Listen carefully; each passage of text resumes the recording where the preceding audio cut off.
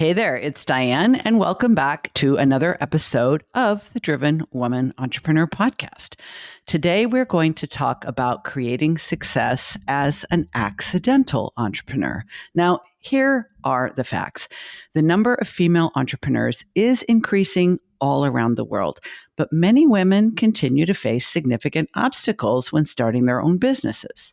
And while many women choose entrepreneurship for all kinds of reasons, quite a few of them can be classified as accidental entrepreneurs, meaning they never intended to start their own business. But they were laid off, they couldn't find another job, their hours were cut, their position was eliminated, the business relocated, or their caregiver responsibilities simply made it impossible for them to be in two places at once. Imagine. Childcare costs are on the rise. And let's not even talk about elder care and pet care.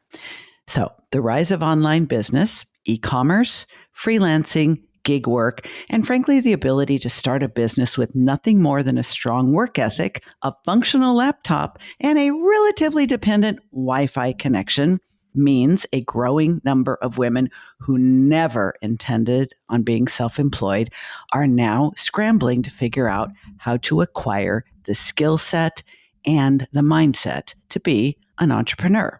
So I want to talk to you today about this phenomenon because in my work as a business coach and strategist, I see so many women thinking, well, I'm just really not a natural born entrepreneur. So I'm kind of behind the curve and trying to catch up. But in my opinion, yes, they may have some catching up to do in terms of some of the entrepreneurial mindset, but they also have many strengths and advantages having come out of corporate, nonprofit, or academic work that the so-called natural born entrepreneurs just don't have. So let's buckle up and talk about how to create success if you are an accidental entrepreneur.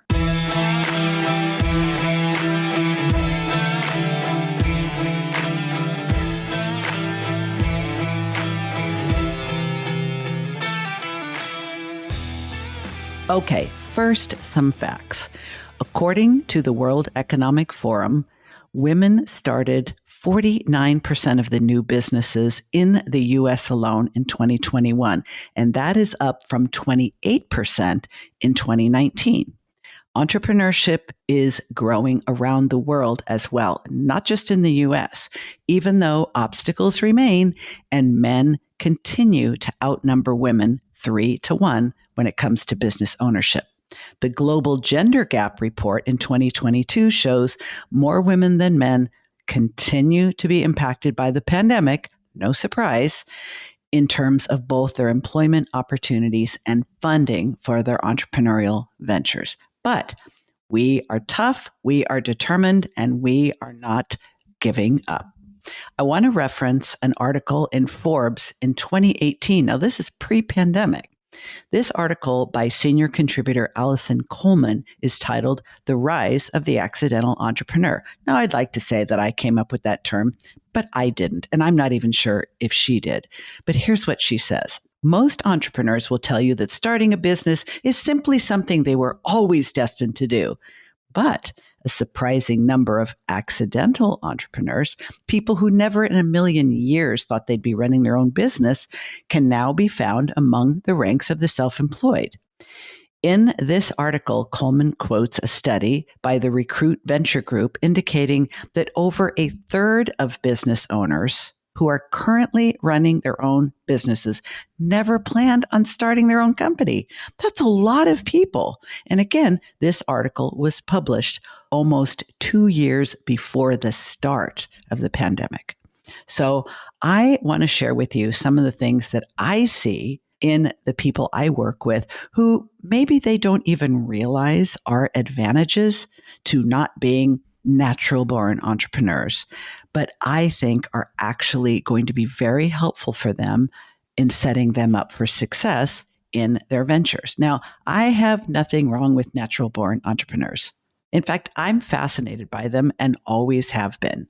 But they are different than most of us. And even though I will tell you a little bit later in this episode about my own entrepreneurial journey, I think this mythical natural born entrepreneur is actually a small percentage of people who own their own businesses. I mean, let's face it, even though we all seem to be talking about the great big corporations, the Googles and the Amazons and the Netflixes, this country, and I'm talking about the US, is largely based on small business success.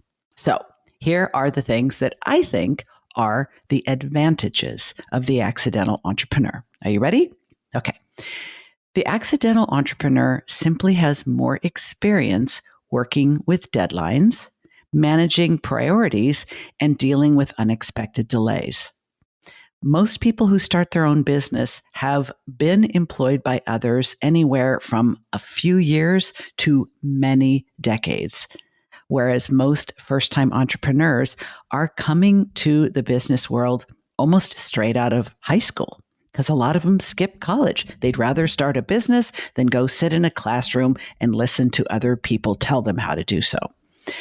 Here's another secret: experience with individual and shared responsibility for the outcome. Now, if you have been employed by someone else in any kind of business at any level of that business, then you have had the experience of both taking the blame and taking the credit for things, whether it was up to you or not. So experience with both individual and shared responsibility for the outcome is something that I think is a strength for those of us who have worked for others before working for ourselves. Here's another one. When you work for other people, when you are an employee, you may even be a top manager or even an independent professional. You have to manage your mood, your energy, and your motivation, irrespective of the reward. What do I mean by that? If you have a job, you have to get up every day, even if you're in a bad mood, even if you're depressed, even if you're hungover, even if it is the absolute last thing you feel like doing, even if you hate your job, you hate your boss, you hate your company, you think everything about the place sucks. You get up and you go, don't you? So the ability to get up and do what needs to be done without depending on being in the mood or being in the right headspace or feeling like it or having passion to fuel you is a transferable skill. A lot of people that I know who have started their own business did so because they had a sense of purpose or a sense of passion. That is very unreliable and unpredictable as a sustainable fuel source for success. You may be able to start something with passion and purpose, but as soon as you start to hit challenges or obstacles, you might just fizzle, give up, and go do something else. Here's another one. I think people who have worked for others also have, relative to most natural born entrepreneurs, more experience with dealing with other people's expectations, handling differences of opinion, coming to compromise, resolving conflict, and building consensus. It probably comes as no surprise that natural born entrepreneurs only need to find those people who will become their first customers and those who will fund them. They really don't need to worry about the doubters, the haters, and the people who frankly have no use for them or their products. People who have worked as an employee, and especially those who have worked in management or leadership, have lots of experience with a variety of different personalities, bringing people to the table, getting them to talk to one another, compromising, resolving differences, and building consensus. I think those are tremendous strengths that we can bring into our self-employment adventure. Okay, here's a few more. Dealing with management and leadership challenges. And I'm thinking both up and down. Most people are somewhere in what could be called middle management. So they have a boss and they are a boss. They are also the people who are most likely to get laid off and become an accidental entrepreneur. people on the front line are usually the ones who are providing the services and generating revenue for the company. They don't cost as much, so they have a little bit of protection. Those at the very top are the ones who are making the decisions about who stays and who goes, so they have protection that way. It is the people in the middle management, and that usually encompasses several layers. Those are the folks who are most likely to be laid off or have their position eliminated. They will also have more trouble getting a job somewhere else because other companies in their industry are doing the same thing. I have helped many people who were rendered redundant in their company go on to successfully start a business of their own, but they never expected to be in that position. Here are a few more things that I think are strengths of the accidental entrepreneur. Most of these individuals have had a greater opportunity to develop both social skills and emotional intelligence in the workplace. Before I started working from home, I spent several years working out of a co-working space. And the entrepreneurs who started this particular co-working space would frequently show up on the premises and would be interacting with some of the people who rented space from them, like myself, but also with their team. I became very popular with some of the young people who worked for these entrepreneurs because whenever they left the building, all the people on their team were in an absolute state of stress.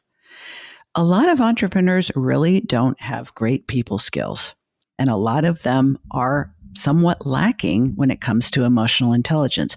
Now, they may make up for it in other areas, but natural born entrepreneurs are often outliers. They're misfits. They are a couple of standard deviations from the norm. Many of them are neurodivergent. And with that comes strengths and deficits. Many of the deficits that I see are difficulty dealing with other people. This is especially true in the tech industry. Okay, here's some more. Those who have worked for others before they start their own business are also socialized to the norms of being a team player and sharing the win. Now, people who are natural born entrepreneurs generally are the superstars. They are willing to take the risks and they want all the credit. Most natural born entrepreneurs are not natural team players. There, I said it. Now, of course, these are generalizations and there are always exceptions. So you don't need to DM me and tell me, yeah, but what about so and so? I know. I'm making some broad generalizations because there's a very specific point I want to make here. I see far too many people have this idea that they don't know if they have what it takes to be successfully self-employed because they don't see themselves as a natural born entrepreneur. And I think that most people who succeed as an entrepreneur did not expect to be one. That's been my experience, and that's the position that I'm taking today. And that's where I'm coming from. Here's a couple more. People who have been employed by others, whether they are in the nonprofit world, the academic world, the corporate world, or even in government, have learned how to share ideas, take turns, wait for results, and cope with disappointment. I don't know anyone who has worked in any kind of business for any amount of time who has not been required to acquire those skills. It just comes with the experience of working as an employee, however high up the food chain you may have gone. I can say for myself, before I started my first business, I was the clinical director of a mental health agency with multiple programs. And I got to tell you, I absolutely learned how to be a team player, share the win, take turns, wait for results, and absolutely learned how to cope with disappointment because I'm a little bossy, you might have guessed, and things didn't always go my way. In fact, I often wasn't even allowed to do the thing that I wanted to do. Here's some more. In every company, there are checks and balances in place. These are the things that protect the stakeholders. They lead to fewer careless and reckless decisions by the decision makers, and they create greater safety and overall quality assurance. Regardless of the size of the company, it could be a little bitty mom and pop on up to a multinational corporation. Those checks and balances are there for a reason, and most entrepreneurs don't think that way. They are the risk takers. They go out on intuitive leaps. They are more comfortable with failure. And when the shit hits the fan, they just figure it out when the time comes. So I think having the background of those checks and balances can really set us up for entrepreneurial success as accidental entrepreneurs, because we are far more likely to be intentional and a lot less impulsive. And this is true even for a person like myself who has ADHD. All right, here's another one. In highly regulated industries and the professions, okay, I was a licensed psychotherapist, so I came from a highly regulated profession. They instill a strong sense of responsibility, accountability, and a deep sense of regard for the impact of your decisions and actions on others. So, if you are in financial services, if you are a physician, if you are a veterinarian, a psychotherapist, any industry that is regulated by the government or any profession that is licensed, you really come into entrepreneurship with a very strong sense of personal responsibility. I like that. I think that is an advantage. Here's an example. As a coach, I am not required to maintain confidentiality at all because coaching is an unregulated industry. But because I was a licensed therapist and because I was socialized to the norms of that regulated profession, I decided to keep that level of confidentiality when working as a business strategist and a coach. I'm not required to, but I decided to. Why? Because I see the advantages of it and I decided to opt to continue it. Now, even though I'm telling you lots of great things about why you're not at a disadvantage to be an accidental entrepreneur, you might even have some tricks up your sleeve that the natural born folks don't even know about. But it's not all good. You know me, I got to go with the middle way. I am not a person of extreme views. I can always see both sides. And so it's only right that I talk about both sides. So are you ready for the disadvantages? All right, here we go. When compared to natural born entrepreneurs, I would say most career paths really don't do a great job of encouraging us to take risks and to learn how to do what I call dancing with failure. In fact, most jobs I've ever had, and I'm sure most jobs you've ever had, actively discourage you from taking risks. Because if you fail, it reflects on the company. And it could be anything from a costly error to a PR nightmare. However, as an entrepreneur, being able and willing to take risks and not overthink the fact that you might fail, that's where the natural born entrepreneur may definitely have an advantage. Here's another one. In most workplaces, creative thinking, original thinking, out of the box thinking, coloring outside the lines thinking is limited. Opportunities for it are limited. They may simply be dismissed, discarded, overlooked, discouraged, or just not rewarded. Highly creative people who are not entrepreneurs, highly creative people who work for others, it is usually one of their biggest complaints when they decide to start their own business is they didn't have a place for their creative ideas. Their creative ideas were not appreciated, they were not cultivated, and they were not respected and rewarded. So this is absolutely a disadvantage because all behavior is habit forming. If you haven't had much opportunity to practice brainstorming, to practice original thinking, to practice coming up with unique creative solutions in your workplace, you might need to cultivate your ability to do that once you are self-employed. Hey, it's Diane. You know, something I hear all the time from regular listeners to the podcast is, oh my God, Diane, I learned so much from listening. It's really helped me so much in my business and life. I just can't even imagine what it would be like to actually work with you. And you know, I just kept thinking about that. You can't imagine what it would be like to actually work with me. That's a problem I need to solve. So I decided to give you a backstage pass. Here's how it's going to work. I created a private podcast. It's absolutely free of charge, and you can listen to it in the very same place that you're listening to me now, but it's private. So the way you get access to it is you're going to click on the link in the show notes. You'll enter your email address in the form, and it will be sent to you. There are 10 mini-sodes. Each of them is a backstage pass into an actual coaching conversation that I have with one of my one-on-one coaching clients. Now, you're only going to hear my voice because privacy and confidentiality are important to me, but you're going to hear what the specific challenge or problem my client was facing and the feedback, advice, or mindset shift that I offered them. In the show notes, you're also going to get key points and takeaways because, as you know, if you're simply listening, nothing changes. It's when you apply what you learn that things begin to pop. So I hope you'll sign up for it.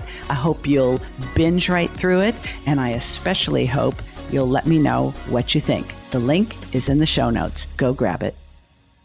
Here's another one. Most innovative individuals, and I'm talking about the really original thinkers, people who are gifted, people who are neurodivergent, people who come from different cultural backgrounds, and those who have special skills, often have less opportunity to develop those talents when they are someone's employee. It's simply not how the typical workplace goes. Now, I have met many people who are very unique, very innovative, very outside the box, who have worked for others. But typically, they expressed that creativity kind of on the side. They usually were not able to bring it into their role as an employee. And what we don't use can become less robust over time. So oftentimes we kind of need to bring those skills and abilities back online and really trust that our ideas are as good as they ever were, even if we haven't been able to develop them for the time that we've been employed by others. Here's another one. In my experience, many individuals who come out of corporate, academic, and nonprofit career paths, and also professionals like myself, have learned to follow a highly structured path, a path that encourages them to, frankly, conform to the norms of their professional discipline, their industry, or business model. And this actively discourages individualism while not, frankly, calling it out. And I'm going to give you an example.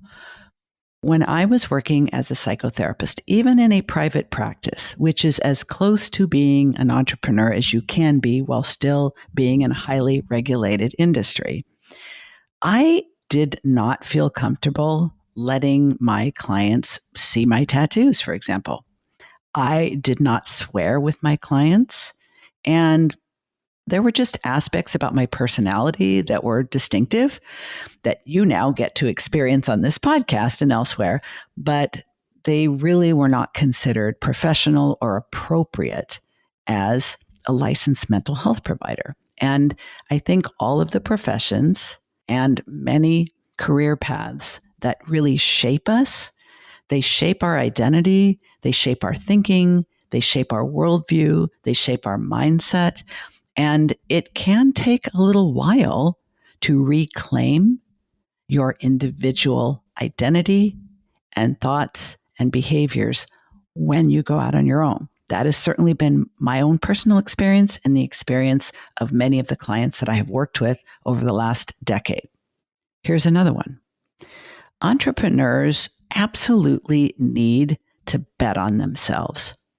They need to go all in on their ideas, their ability to overcome obstacles, solve problems, perform well under pressure, and they need to be able to do that mostly with a complete absence of feedback or support. Becoming a lone wolf as an entrepreneur is often the biggest adjustment that I see women having to deal with, because in most workplaces, you have some peers. You are part of some sort of a team. You have a cohort of other people with a similar title or working in the same department. As an entrepreneur, even if you have a bunch of investors or a bunch of people who work for you, you are where the buck stops. So you have to have a level of ownership of your ideas and a level of confidence in your ideas. Sometimes it feels completely false. Sometimes it feels completely disingenuous. And sometimes it really feels like, oh, I hope this works out because I'm sure not feeling it. But it's a totally different experience than when you're an employee. And I think it's something that we need to actively cultivate, develop a comfort with knowing that we are literally where the buck stops. Now, I think once you've made that shift in your identity, you actually love it, because most people who end up with their own business accidentally or intentionally and like it, one of the things they tell me they like the most is that they have control. It is one of the things that I hear most often about people who have decided, I'm not going to look for another job. I'm going all in on my business, even though I don't feel safe, even though I don't feel certain, even though I have doubt, even though I'm afraid. That's all true, but I want to be in control. So a natural born entrepreneur has already learned to bet on themselves and their ideas and their ability to solve problems and kind of wing it and fly by the seat of their pants. And many of us who are accidental entrepreneurs need to learn that. If you're anything like me, you probably had some of those traits earlier in life and you unlearned them. And I'm here to tell you, you can get them back. But here is my last example of the disadvantage that I see for the accidental entrepreneur, and one that I think is really, really significant. Women, by and large, tend to struggle with overthinking, second guessing, ruminating, perfectionism, and imposter syndrome far more than men. And unfortunately, it is these things that interfere with our ability to trust our intuition, rely on our instincts, and take decisive action when conditions are uncertain. And when are conditions not uncertain in entrepreneurship? This, I think, is our biggest challenge. Now, I've spoken a great deal about perfectionism and imposter complex and self-doubt on other episodes of the podcast. So feel free to go through the back episodes and re-listen to those again. But I hope you are hearing in everything that I'm saying today that it is absolutely possible for you to create sustainable success, whether you ever intended to own a business or not. You may be late to the party, but now you're at the party. Now, if you are new to the Driven Woman Entrepreneur podcast, you might not even know my own entrepreneurial story. It's almost cringeworthy, but I've told the story a few times, so I'm not even cringing anymore. I was the kid who sold more packages of Girl Scout cookies than the rest of my troop combined. I was also the young woman who, in my first job after college, I got promoted after 10 days because I gave the owner a list of all the ways that I thought he could improve the business, that things I just happened to notice in my first 2 weeks there. I had very well developed entrepreneurial traits, even though I have no idea how they got there. After all, I didn't have any entrepreneurs in my life. My mom was a housewife and my dad was an aerospace engineer. I had no mentors. And I honestly had no genuine recognition of my own abilities and what they meant. But what I think is really important for you to know, I did not become self-employed until 2010. In spite of all the Girl Scout cookies I sold, in spite of all the entrepreneurial abilities that I had in my early 20s, and in spite of the fact that I helped both my current and previous husbands start their own businesses. But for some reason, I didn't apply any of this to me. Now, this reminds me that becoming an entrepreneur or a small business owner, if you prefer that title, is a decision, a skill set, a mindset, and also an identity. You do not need to be a natural born entrepreneur. You can absolutely be one like me who came late to the party, or you could even be one who honestly don't even know how you got here. But now that you are here, you are determined to make this work. You can do it. Remember the Forbes article from 2018 that I started this episode with? Well, I just want you to know that I saved the best for last. Here's what else the writer said. In spite of the challenges they faced, from raising finances and finding customers to managing with very little personal income, only 1% of the accidental entrepreneurs in their study regretted their decision. And 12% said they wish they'd started their business sooner. Do you want to know what percent said they are happier now than when they were working for others? 90%. That's 90, not 19. 90%. So if you consider yourself an accidental entrepreneur, or you think of yourself as someone who started a business without really intending to, you might want to listen to this one a second time. But I also recommend that you check out these 3 episodes from the back catalog. Number 145, Navigating the Crisis of Confidence for Female Business Owners. Number 40, The Fierce Female and 50-something Entrepreneur with my good friend, Rhonda Glenn. And hop into the Wayback Machine and go all the way back to episode number 4. And that one's called The 6 Attributes of an Entrepreneur. Now, links to these 3 are all in the show notes. And if I can help you close the gap between where you are and where you want to be in your business, you already know that it starts with a free consultation, right? And guess what? That link is also in the show notes. So that's a wrap for now. I will be back next week with another fabulous client success story. You are not going to want to miss that one.